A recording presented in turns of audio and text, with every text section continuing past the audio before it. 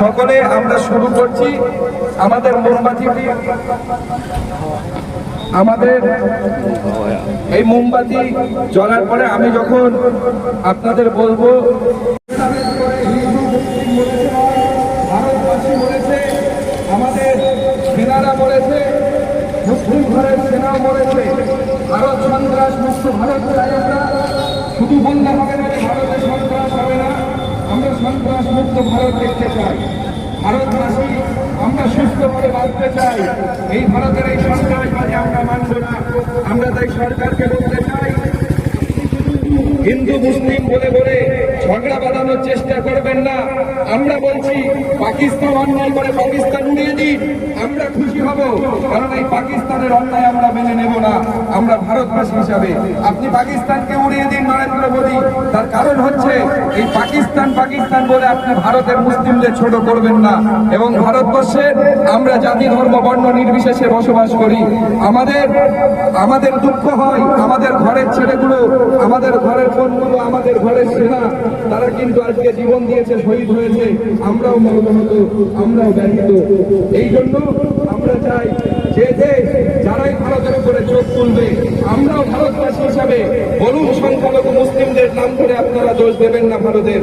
আমরা একসঙ্গে মিলে 10 মাইল গিয়ে ভারতের জন্য জীবন দিতে প্রস্তুত আছি।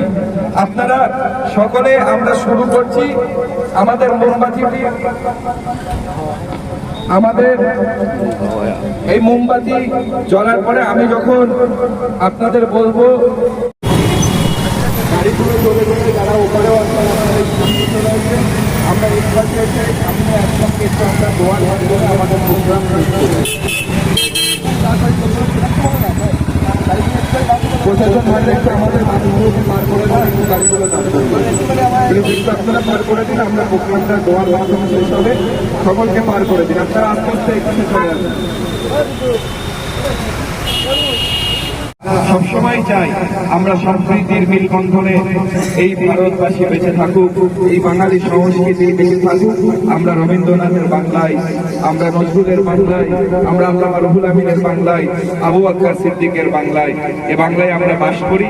এই সম্প্রীতির বাংলা নিয়ে আমরা বাঁচতে চাই। আমরা ভারতবর্ষের এমন ঘটনাকে আমরা একদিকে যেমন ভয় পাই, কেননা আমাদের দেশ যখন আজ প্রধানমন্ত্রী 56 ইঞ্চি সীমা নিয়ে তিনি সেনা দিয়ে আটকে রেখেছেন, তখন সেই কাশ্মীরে 370 তুলে দিয়ে সন্ত্রাস মুক্ত হবে, আজকে সন্ত্রাস বেড়ে গিয়েছে। আজকে এই সন্ত্রাস যখন বাড়ছে, তখন দেশের প্রধানমন্ত্রী চুপ করে তার নিদর্শন দেখাচ্ছে, কি হবে কিছু আমরা বুঝতে পারছি না। আজকে আমরা শুধু হিন্দু মুসলিমের খেলা যুদ্ধ লাগিয়ে দিলে হবে না। আপনারা দেশের জন্য ভাবুন, আমাদের মুসলিম ঘরের ছেলেরা যেমন একজন জোয়ান সে জীবন দিয়েছে, আমি আশাবাদী অন্তত আমাদের ঘরের এখানে যেসব ছেলেরা আছে, দেশের কোনো ক্ষতি হলে আমাদের ছেলেরা প্রয়োজন হলে 10 হাত আগে ইনশাআল্লাহ এগিয়ে যাবে না ইনশাআল্লাহ। আমরা তাদের প্রতি সমবেদনা জানিয়ে দোয়ার মাধ্যমে শেষ করি। আমি মাওলানা আবুল কালাম শরীফকে দোয়া করার জন্য